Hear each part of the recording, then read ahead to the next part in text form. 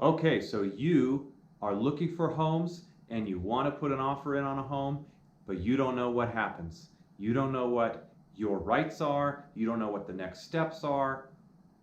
Well, I'm going to tell you. Before we get started, I'm Chris Hoops. I'm a realtor in Fort Collins with Bliss Realty Group. Go ahead and hit the subscribe button, ring the little bell, and if you're on Instagram, hit the like button. I appreciate that, and give me a follow. The very first date that is most important is the earnest money deadline.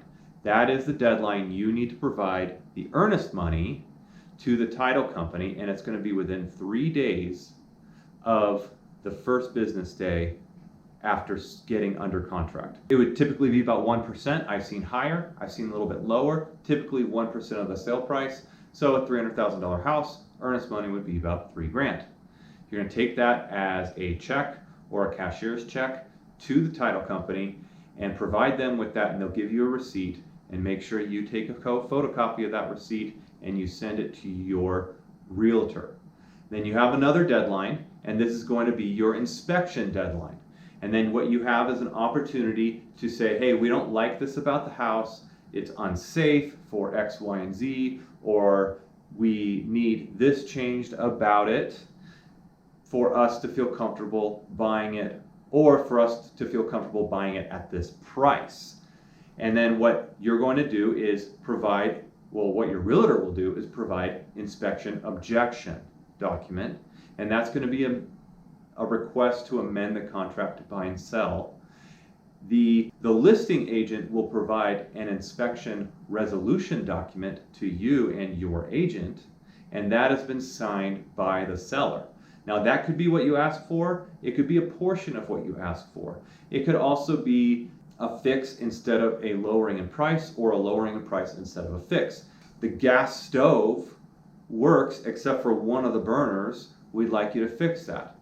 They could say, we'll knock off $250 in the price and you fix it after you move in. And if you both agree to that, then the inspection objections have been taken care of. You will have another date, and this will be your appraisal deadline.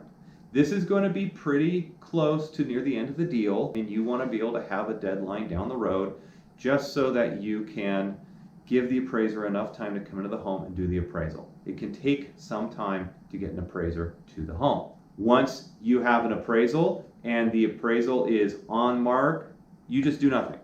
If it is below the sale price, you have an opportunity to submit what's called an appraisal objection. Your appraisal objection can be a negotiation to lower the sale price. If the appraisal comes in at $300 and your sale price in the contract to buy and sell is $320, you can negotiate to knock off that whole $20,000. You can knock off $5,000 or $10,000, something along those lines. And the very most important deadline in the whole deal is going to be your loan approval deadline. If you're selling a house, you will have a condition of sale deadline if you need to sell your previous house before you buy a new house. You may also have a deadline to be accepted by an HOA or a metro tax district. You may also have a deadline that is relevant to getting your credit checked if you're doing an owner carryback loan. These are things that are going to be specific to the deal that not everyone is going to worry about. If you've got certain dogs that are prohibited by the HOA, you need to know that. If you are going to raise chickens in your backyard and chickens are not allowed in the development per the HOA guidelines and rules, what we call covenants, you need to know that. You have a few more dates that you need to follow. One of them is called the ILC deadline, and that is something that would survey the property and make sure that the boundaries of the property match the records of the county, so that you're not buying a portion of your neighbor's property you have no right to buy, or you're getting all the property that you have agreed to buy and they've agreed to sell you. This could be very important if you're dealing with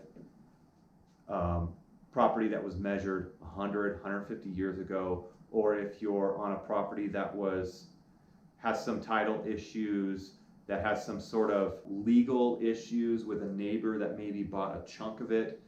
Most deals are not going to need an ILC, and it's going to be your lender that's going to require that, and you will have to pay for that. Well, that's it. I hope you found the video informative. Text me or call me anytime at 970-825-4647. It's right there, okay? Right there. And, or is it there? Somewhere right around here. And hit the subscribe, ring the bell, hit like. If you're on Instagram, right here, little heart. Doot, doot. I appreciate that. And if you follow, anytime I go live, you'll be able to get a notification for that, although I don't do that very often. And that's that.